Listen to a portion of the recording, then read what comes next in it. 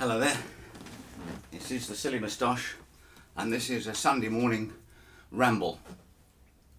I have just read a question posed on the Acoustic Guitar Forum, which was all about getting a guitar with the most bass. And it occurred to me that certainly increased bass response has been a target for many people, and that this really all started with the advent of amplification, where we could stick a microphone, let's keep it basic, stick a microphone in front of a musical instrument and make it louder. That was the original idea. But what came with that, of course, was then tone controls. And then we could turn up the bass and turn up the treble. And that gave us really an artificial concept of what a bass sound should sound like and a treble sound should sound like. The guitar has 6 strings, you probably already know that. Here is a Santa Cruz version of the Roy Smeck.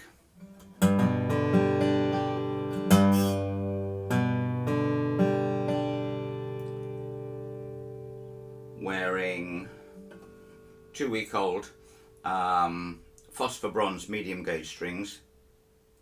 This design was brought out in 1934, never to be played Spanish style, only ever to be played as a Hawaiian.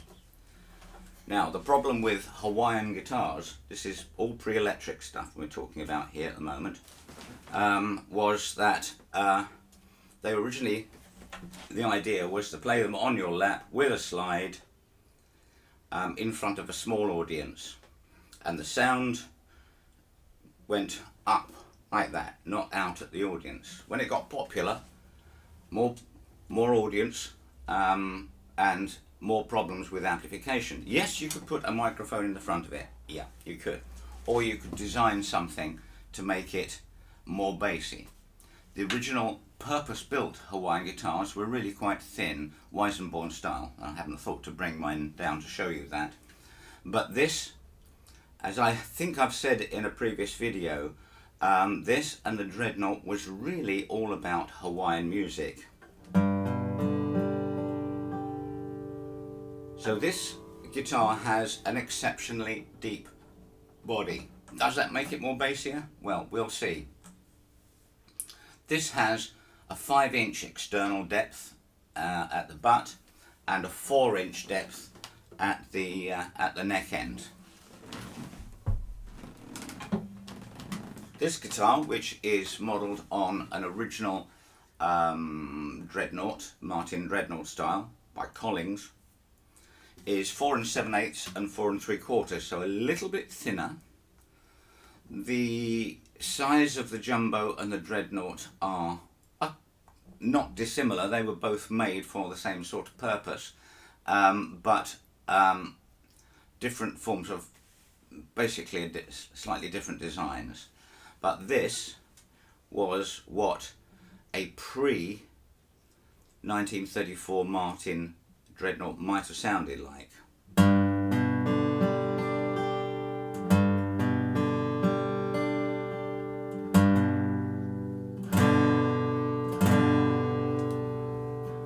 I believe the original Gibson Dreadnoughts were supplied with a nut riser, so they could be played both Hawaiian or Spanish style.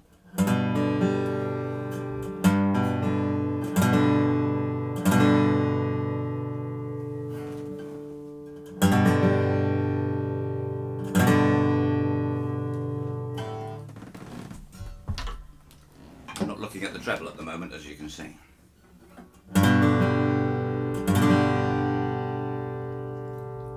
Now, of course, we've got 2 different makes here, and so there are variables here, but I've chosen these 2 because I made a video in April, I think, to compare the 2 designs and makes. Which one was lacking in bass? Neither was lacking in bass, right? Now then, I'm going to go to another type of guitar. This is a 1934 Gibson. Is that lacking in bass? I bet some of you said, yeah, of course it is.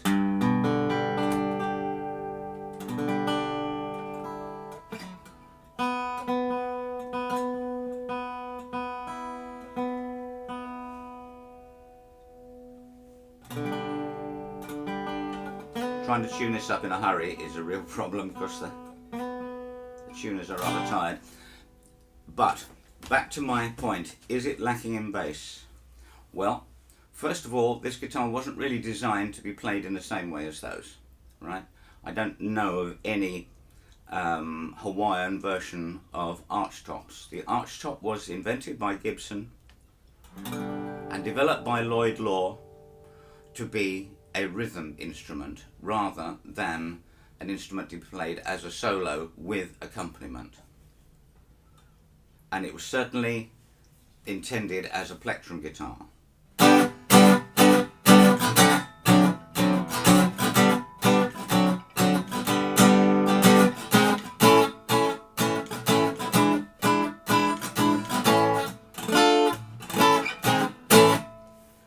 For that purpose, it was not the bass that was required. That was going to be supplied by the double bass. Yeah, this was a percussive, this was a tunable percussion instrument. Yes, it could have been played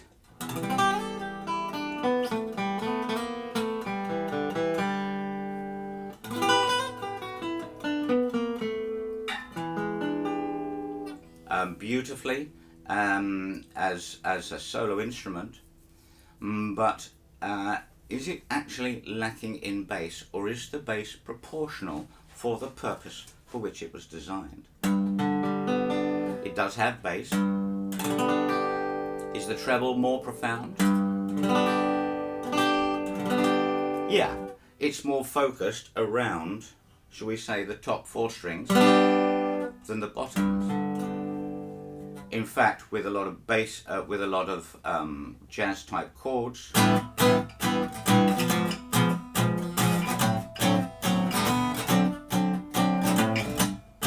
the bass is a secondary consideration, and the fifth string is often just killed.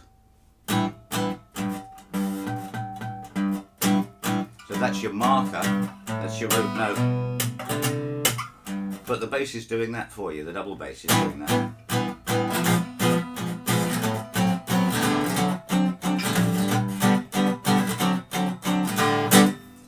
So I would suggest that this isn't under-bassed, it's not intended for that purpose. Now I'm going to move on to another guitar, which is a recent guitar, a recently designed guitar, but made to sound like an old 20s to 40s budget guitar, you know, something out of the Sears Roebuck catalogue or something like that. And this was designed by Collins. It was probably one of Bill Collins' last projects. Bless him. Not exactly a budget guitar, retailing at somewhat more than they might have done back in the days when you ordered something like this. But it was targeted by Collins for people who wanted to reproduce that old time sound of old Kalamazoo's and Lyon & Healy guitars and things like that. The budget end, the catalogue Sears Roebuck type things. So let me just play this a little bit. Oh, I should say this is Sitka over maple, small body as you can see, depth probably about 4 inches. Sorry, the trigger finger that gives me pain. And it's now 16, getting on for 2 years old, and it's opened up remarkably in those 2 years.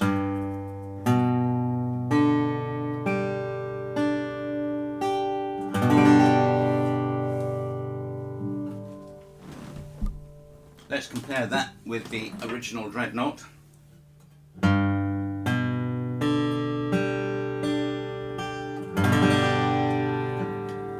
obviously more power in this.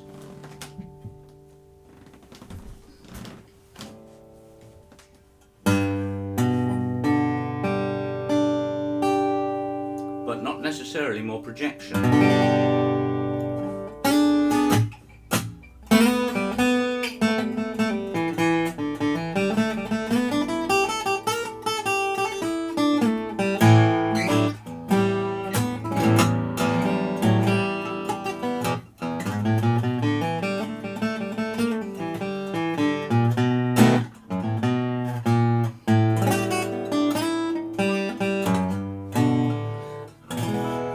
Playing there for a moment, but it doesn't matter. This is not about my playing, this is about the tone of the guitars. Is this unbalanced?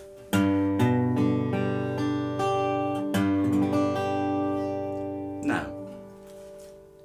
It's just a different sound.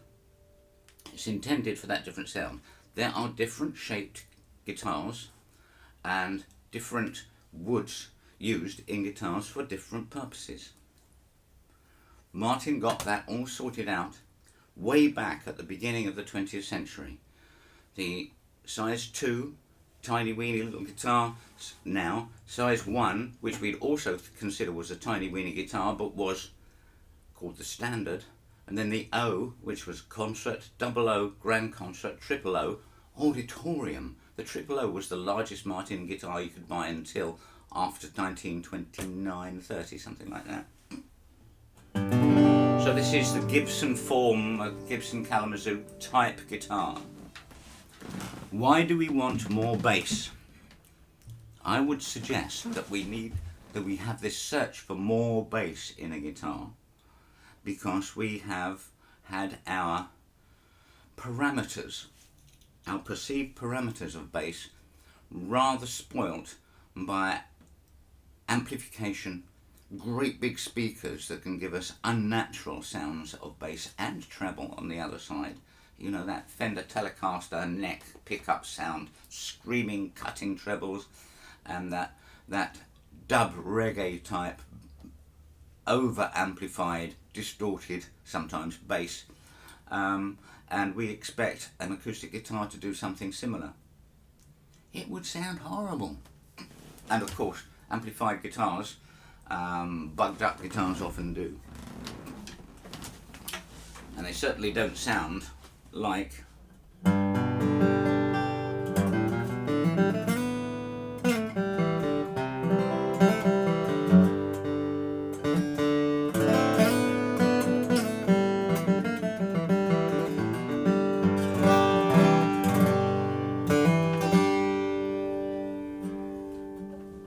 so. What happens when we play a guitar? It's all about violence, folks. The first thing you do is violent. You attack the strings, you hit them. Then that hit agitates the top. The top moves and it sends compressed air to the back of the guitar, and you can feel this if you hold it against your body. So the back then responds with a reaction to that compressed air, which is like a punch, and it absorbs some of that and it sends some of it back, hopefully out through the sound hole, to your loving audience. All that happens very quickly, of course.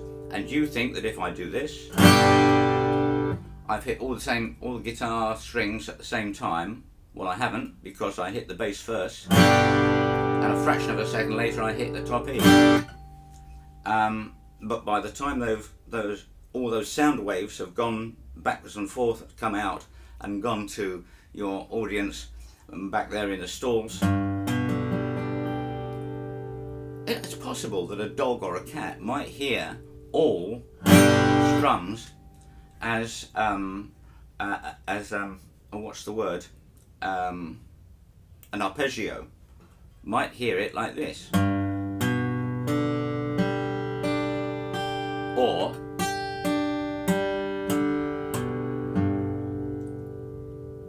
with a variable speed, depending on which frequency gets to their ears first. But we're not that smart, so we hear a strum.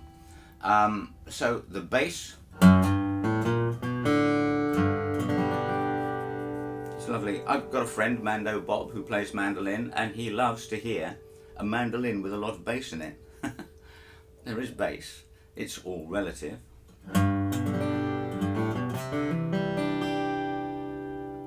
So think about that urge you have for extreme bass.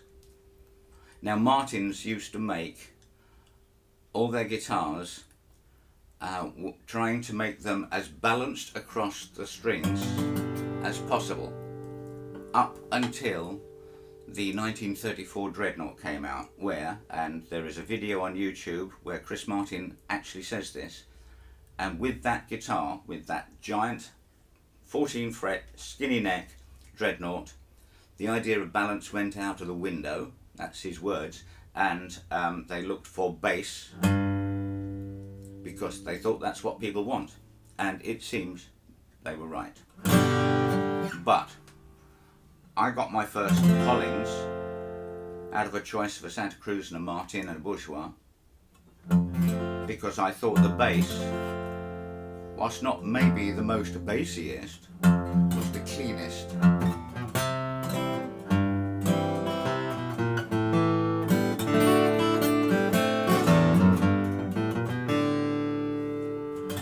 So think about that. Is it all about the bass, or is it about the balance? Anyway, that's my little rant for this morning, and I hope you found that interesting. I'd be delighted to hear or to read your comments below, and if you haven't, please subscribe. I don't usually ask that, but I'm getting near a significant number. I'd really like to see a few more subs, and I promise I will try to respond to all of your comments and questions. Thanks a lot. If you have been, thanks for listening. Bye.